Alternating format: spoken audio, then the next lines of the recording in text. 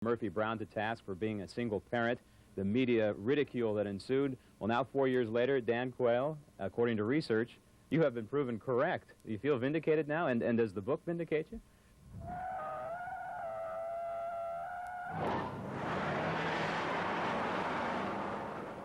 It's an awful intersection. In fact, in the beach region, it's the worst. Have you ever seen an accident here? I was in one. Garnett and Mission Bay is a collision in kinetics. There's a lot of people driving fast through that intersection. A lot of people. Garnett and Mission Bay boasts the highest traffic volume in the entire city. In fact, it's as high as many freeway counts. What's more, it's the longest traffic light in the city. No surprise to anybody who's ever sat here and waited, averaging 3 minutes, 10 seconds a light. This is like Beirut down here. A car passed the red light, he didn't stop, slammed right into another car. We're the busiest single-engine fire station in the United States of America. And a lot of it is because of Fairmont and University. Bam! In the city east, this is the beast. The streets were all designed in the 20s to carry this residential traffic, but now we're handling all the apartment dwellers that are here. It's the high density.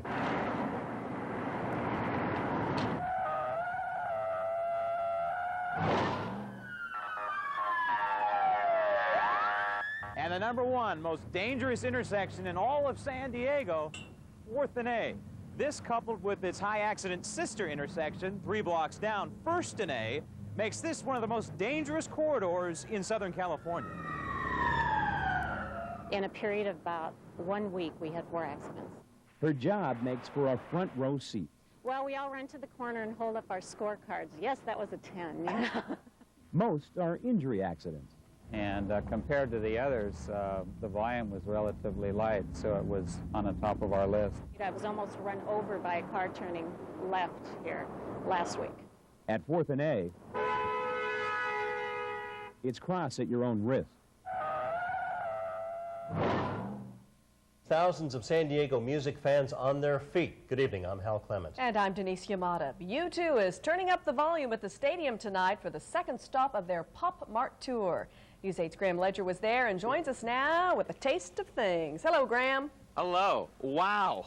In a word, wow. It was an Orwellian event. It wasn't a rock concert. It was Star Wars on stage. The rock group U2 putting on an absolutely brilliant performance here tonight, part of the most expensive rock and roll tour in history, and believe me, it looked expensive tonight. Now the focus is of course on the group U2, but U2 was pretty much dwarfed by the stage and the theatrics. There was a giant arch that stood above them as they played. A giant video screen was behind them, 50 by 170 feet.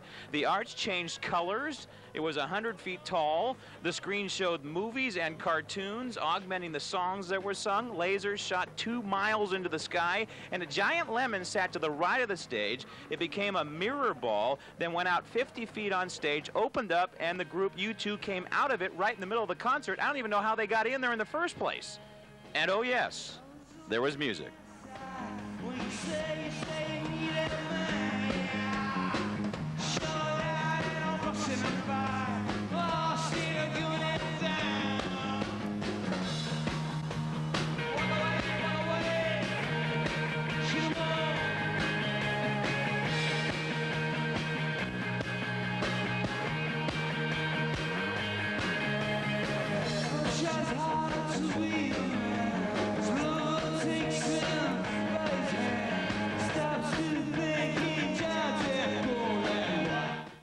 What a show. Pop Mart is a name. It costs $1.5 million a week to produce it. Now, if you think I'm overstating all this and I'm blowing it out of proportion, guess who was here tonight to watch the show? Mick Jagger.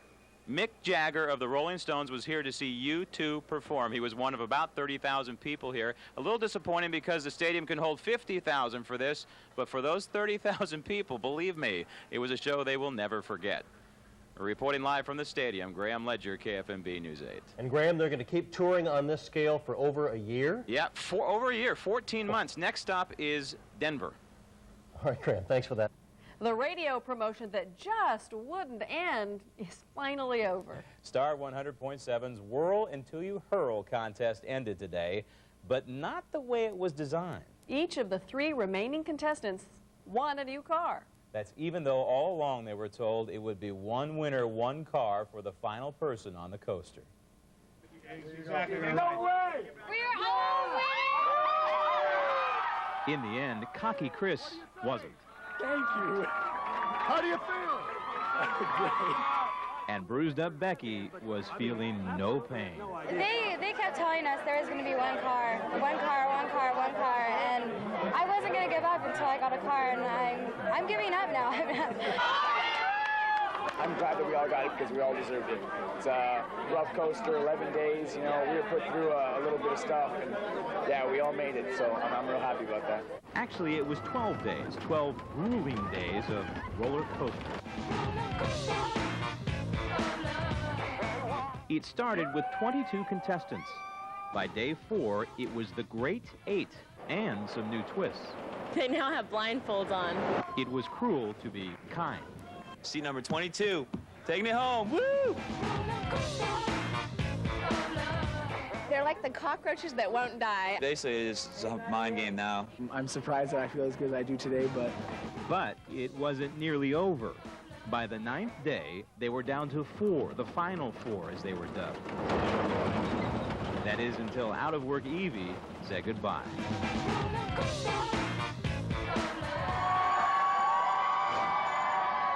Day 12, the final day, brought this, the final ride, a victory lap for Chris, Becky, and the pole guy, Dave. See who lasts and be the last person off, but I'm excited and happy to go out like this. I mean, we've all become a family, and it's just a good thing.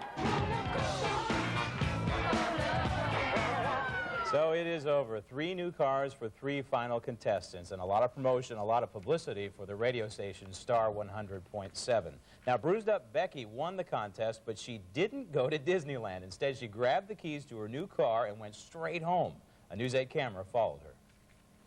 There, News 8's Graham Ledger went to the stadium and checked it out. Graham? That's right. Well, the report says that ballpark food isn't so bad after all, both nutritionally and in terms of taste. In fact, San Diego rated high for their hot dogs and tamales. But tonight, I wanted to know if the experts agreed. It's the ballpark, and the unhealthy hot dog is the natural. You're coming to the game, why not have a hot dog? One hot dog is not going to kill you. And according to a national survey, the Padre dog is rated as a base hit. Very good, met taste expectation. That's what makes your hot dog so good? They're very good hot dogs. Here at Qualcomm Stadium, the specialty item is the tamale. Why? I don't, just the quality, because they're homemade. I have a hot dog. Hot dog. A hot dog, a regular hot dog? Yes, please. Okay, here. All right, make it 2. To help rate food at the queue, you need some napkins, I think, buddy. 11-year-old lunchbox expert Andy Safranco. Scale of 1 to 10. 10. 10? You giving this thing a 10? All right, a 9. Okay. 2 carne asada burritos and 1 fish taco, low fat. I like it. Scale of 1 to 10. I'll get an 8 this time. An 8? Is that where you got that? You know, to me, this is pretty close to a 10. I don't know about you. Me too. What kind do you want? Beef, chicken, cheese? I have to tell you, Andy, this is the specialty of the ballpark, according to a national study. How do you rate it? It's good. Good? Good. Scale of 1 to 10. I'll give another 10. A 10? 3. Number 3, yeah. And a number 5. Last stop, the Randy Jones BBQ at the queue for burgers, chicken, and ribs. Thank you. How about an 8? An 8. It's good. Of course, there's nothing quite like any food at the old ballpark. You got ketchup on your nose. Oh, there. There. That young man entered the ballpark tonight, a sweet, innocent 5th grader. He leaves a grizzled culinary veteran, the known eater. By the way, don't tell Randy Jones this, but his favorite was the tamales. Reporting live from Qualcomm Stadium, Graham Ledger, Kfmb News 8. Oof, I hope that child did not leave with a case of indigestion. He ate so much food. You should see the leftovers, Denise. Yeah, Graham ate a lot, too. Yeah. Thanks. Thousands of San Diegans every year are victims of a burglary in their home. An unprotected home is an easy target to a bad guy. How easy? News 8's Graham Ledger will show us. He is in the Tierra Santa area with a live demonstration. Graham? Yeah, you may think that some of what we're going to do tonight is a little bit theatrical, but it's also practical. The reason is, if I can break into a house, if it's that easy I can break into this home, just imagine how easy it would be for a bad guy to do so, a professional bad guy to break into a home. We're going to show you 3 or 4 ways a bad guy can get into a home, and then we're going to show you how you can protect your home against those break-ins. Joining me in this excursion into home security is Howard Feldman with First Alert. And Howard, sad but true, but thousands of San Diegans will be victimized by burglaries over the years. It's unfortunate, but 3 out of 4 homes will be broken into at least once over the next 20 years. And we're going to show you what you can do to deter them from coming in, to deny them entry, and if that fails, to detect the fact that they've come in. Okay, we're going to get to it. First, these fashionable designer goggles to protect the laser vision. And this is a 2x4. This is a window right next to the door, the front door of the home. And this is how a bad guy can get in.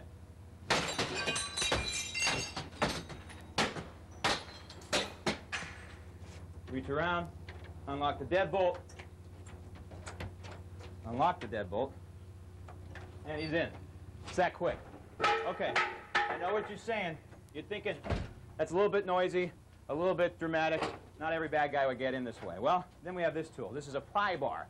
You can pick up one of these at Home Depot for under 10 bucks. Police also call this a universal house key, and here's why. Now, again, a disclaimer. Never done this before. I've been told how to do it. We're going to give it a shot. You pry it in there. Right, this is a, by the way, this has a built-in deadbolt in the lock down here. And here we go. There it is. We're in the foyer. Howard, come on in. Don't mind the glass. Tell me, if you can, some ways that we can prevent a bad guy from doing this. Well, one of the first things you can do with a situation like this is to put a double-cylinder deadbolt on the door, because if you've got glass that close to it, it's the only thing that's going to stop that from happening. Second, you can reinforce the door with a metal sleeve like this. And the door should be 1 3/4 inches thick, solid door. The last thing you can do on the door is put a strike reinforcement unit right in the frame here. It's a metal sleeve that will sit back into the door, and it needs to be held in with 3-inch screws. That should slow the guy down substantially. And again, to reinforce the point here, the breaking of the glass that I did, you have a double key on a cylinder such as this, the guy can't reach around and unlock the deadbolt. It's simple as that. That's right. Now, an alarm system would also work here? Right. We've also put a sensor on this door just to illustrate what a wireless alarm sensor looks like right here on the door. Okay. And now, this is I guess the home area for an alarm system. This is a pad. Now, if a bad guy got in and somehow that didn't activate, you also have something called a motion detector that would sense the guy. Yeah, exactly. This is a detector that would pick up the bad guy's body heat, and we have sensors that are smart enough to pick up the bad guy but to ignore an 85-pound dog. Okay, Howard, we're going to move to the back. We have rented a bad guy who's going to show us how to get in the back window. Bad guy, go ahead. Show us how it's done. We're going to try and keep track of how long this is going to take him, Howard. He's taken off the screen. He's got some sort of tool there. Right. And there he is. What, that took about 10 seconds for him to get in. It's just that simple. It's a very simple, thanks, bad guy. We'll see you in just a minute. A very simple window, the kind of window that's in thousands of homes around San Diego County. Howard, how do we protect against this? This is a little lock we can use that will stop the horizontal movement. It has a triangular head that goes on it, so the bad guy can't just break the lock and reach in and open it.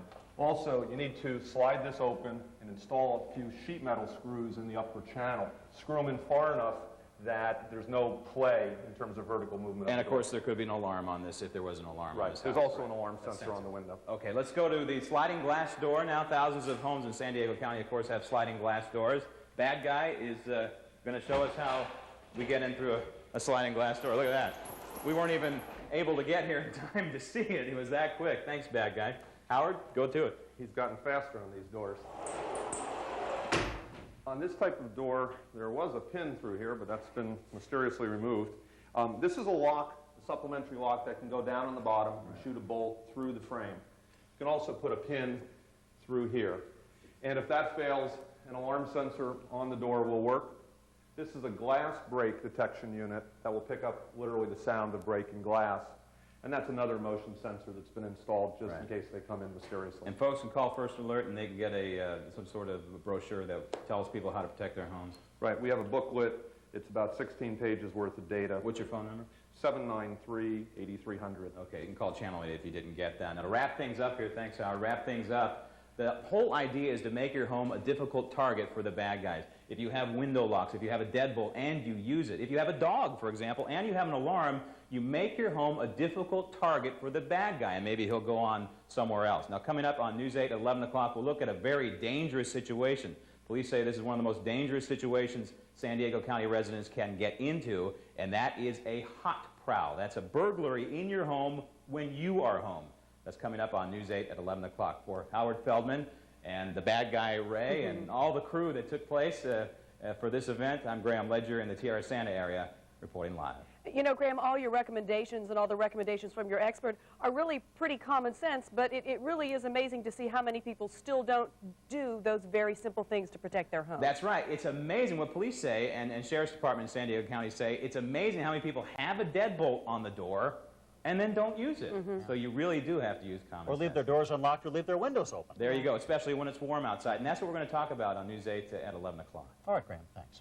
At Miramar. Graham, what can you tell us? Well, it was a drama that lasted for about an hour over the skies of San Diego. A SkyWest commuter plane with an engine problem and with 17 people aboard. And the drama unfolded because they didn't know where they were going to try and set this thing down, whether it was going to be here at Miramar, Lindbergh, or up at LAX. The Brasilia turboprop circled for 45 minutes to an hour, one to burn fuel, another to pick a site, and there you can plainly see the engine, the right engine, not turning. It was flight 724, one engine shut down. Now, when they approached Miramar, as we say, there was an escort waiting for it, an S-3 Viking, the plane landing safely with the Viking over the right wing. Plane took off at 1 o'clock this afternoon. A problem reported at 1:18, 18 minutes after takeoff. Nature of the problem unknown, but a fire warning light apparently came on the right engine, and the right engine was shut down. Now, we have pictures of the plane on the ground at the tarmac here at Miramar. Now, one of the reasons why they picked Miramar is because the length of the runway. The runway here at Miramar is some 12,000 feet, 2 miles long. And apparently this plane used all of it and more, possibly skidding off the runway 1,000 feet past it. Apparently the plane could not use the reverse thrusters to try and stop itself because of the engine problem. Now, as we see, FAA inspectors already on scene, and they are going over that right engine, which apparently burned out or flamed out. We have unconfirmed reports in the beach area of witnesses seeing flames shooting out of the right engine. But once again, the plane is on the ground safely. No one is hurt. Reporting live from Miramar, Graham Ledger, Kfmb News 8. News 8's Graham Ledger is here now with a special love report. With pants on, I promise. We like that. Okay.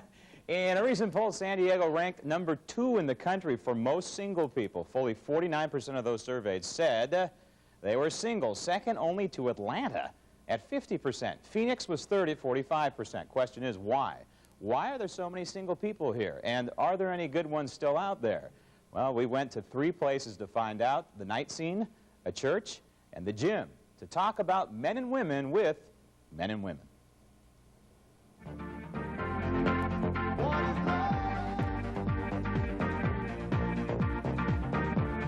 Where do you go to meet good men? Oh, it's usually by accident, I think. New York? I think when you're... Los I think Angeles? when you're... For newfound love, If you go to your average bar, you're not going to see the kind of women. A lot of charity events. the night scene is still number 1. I really don't go anywhere to meet them. They come to you. It just happens. What's wrong with the women in San Diego? I don't think there's anything wrong with the women in San Diego. What's wrong with the women in San Diego? Most of them don't like me. Okay, ladies, what's wrong with the men? Very superficial and not caring about the other people that they're dating. They don't really necessarily know what they want in life. I think that they're more intent on going out and having a great time, but not necessarily willing to commit. I think they're great. I think they're great. No complaint. I think they're better than the men in Phoenix. Where do you go to meet quality women? Phoenix. What is love? Baby, don't hurt me. Don't hurt me. They like to kind of play the field and see what's out there and what might be better. They just want a girl that they can take out and have fun with, that is very, very beautiful and very charming, that they can hang on their side. A trophy is what you're saying. A trophy. If you haven't paid my bill last month, I don't like you. If you haven't bought me that new Mercedes, I don't like you. And they kind of move around and... I call it the whiplash thing, always looking over the shoulder. Yeah, thank you. How do you meet quality women in San Diego? Is it through friends or bars or what? I think it's through you, Graham. I think, no, it's me knowing you that gets You me. got lipstick on your cheek there.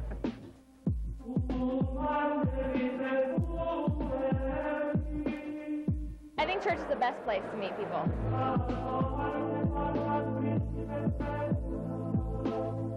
This is a singles gathering at Shadow Mountain Church in El Cajon. I think church would be a really good place, someone who has the same kind of values that I have. I didn't go to a bar to meet anyone because they don't have any interests that I would be interested in. It's a more preordained approach to meeting people. If God wants me to be with someone, I'll meet her. So if you trust in the Lord, He'll just give you everything that you can ever want. It's a spiritual convergence. What's wrong with the guys in San Diego? I don't know what's wrong with the guys in San Diego, but I think I kind of need to come to church a little bit. That's for the ladies. What is it that's wrong with the men in San Diego? It seems to me that they have a lot of ego problems. They don't have any style. They can't commit. Definitely. I don't think they're persistent enough as far as approaching women. As long as they're not too persistent here at the gym. It's a meat market. But it's also serious sweat. I go to the gym to work out, not to meet people. Is this a decent place to meet quality women? I haven't given it a shot, but it's a pretty nice place, and there's some pretty girls around. Oh, yeah, I've gone out with a couple girls from here. What's wrong with women in San Diego? They're a little stuck up. What is love? Back at the bar scene, You know what? Men are fickle. That's it. Very much. That's it. They really are. she is still dissecting San Diego men. They just really don't know what they want in general. But that's not to say that the San Diego men are bad. You know, there are some terrific... I just asked one question of this woman. Well, you know... She should have her own talk show. She had a lot to say. So what does all of this mean? I have no clue. So it means we're all for yourself? superficial in San Diego. I don't know. You know, but I think, we went to the gym, the night scene, and the church. And I think the bottom line is that for a lot of people, is, likes attract. But for me personally, I think the jury's still out on that one, whether it's opposites attract or like. I'm not sure. How many dates did you get with this report? None whatsoever. I bought. Don't cry for me, Argentina. On a scale of 1 to 10. 10. Really? She's excellent. You respect Madonna more now? Yes. She was made for this role. Yeah, I do, actually. Yeah, I didn't really too much before, but she was great. Scale of 1 to 10. 10. 10? I loved it. I loved it. 10. A 9. I've always liked her. I mean, I think she's great. You respect Madonna more now? Absolutely. It was incredible. Sing for me. Absolutely not. You feel like singing? Oh, yeah. Sing for me. Oh, no. Not that. Anything but that. Thank you. Cry for me, Argentina. The truth is, I never left you. Can you sing for me? No, I can't. Oh, come on, just a little bit. Don't cry. Feel like singing? Don't cry for me, Argentina. No. And as for fortune, and as for fame. Can you sing for me? No, thank you. Please? No. Please? No. Just a little bit. Don't cry for me, Argentina. There you go. The truth is, they liked it, Argentina. Graham Ledger, Kfmb News 8. News 8's Graham Ledger standing by live at the stadium with reaction to the possible name change. Graham? Well, reaction ranges from passionately against to show me the money. And many San Diegans say they just don't care. In any case, Qualcomm is offering to subsidize the extra $18 million in construction costs at Jack Murphy Stadium in exchange for its name here.